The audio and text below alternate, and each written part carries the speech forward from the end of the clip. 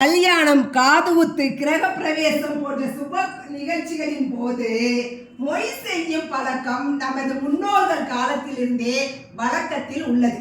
மொய் செய்யும் போது 100, 500, 1000 என்று மொய் செய்யாமல் அதனுடன் ₹1 வைத்து மொய் செய்வது ஏன் தெரியுமா? ஒவ்வொரு வழக்கத்திற்கும் ஒரு காரணம் உண்டு.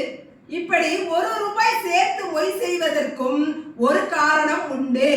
ஆம், அந்த காலத்தில் பணம் என்பது பொன் மற்றும் வெள்ளி போன்ற மதிப்பு மிக்க உலோகத்தில் நாணயங்கள் வடிவத்தில் உருவாக்கப்பட்டு புழக்கத்தில் இருந்து வந்தன. அதுவும் சும்மா இல்லை. ஒரு வராகன் பொன் என்பது 32 குண்டுமணி. 32 என்பது 32 வகையான தர்மங்களை குறிக்கிறது.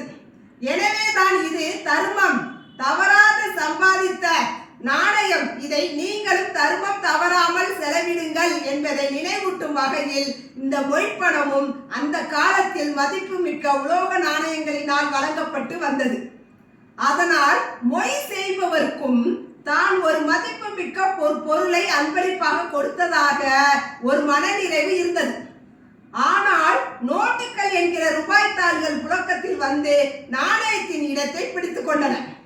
நோட்டு தாள்கள் உலோக நாணயங்களை போல் உண்மை மதிப்பு கொண்டவை அல்ல.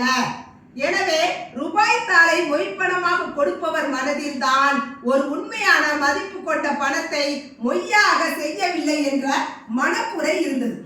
எனவே மொய்ப்பணமாக வைக்கும் ரூபாய் தாளுடன் மெய்யான மதிப்பு கொண்ட வெள்ளி ₹1 நாணயத்தையும் சேர்த்து கொடுக்கும் பழக்கத்தை உருவாக்கி மனக்குறையை போக்கிக் கொண்டனர்.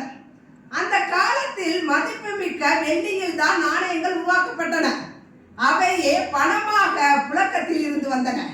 எனவேதான் நாம் மொய்ப்பணம் வைக்கும் பழக்கத்தில் 11, 51, 101, 501, 1001 என்று ₹1 சேர்த்து வைக்கும் பழக்கம் மரபானது.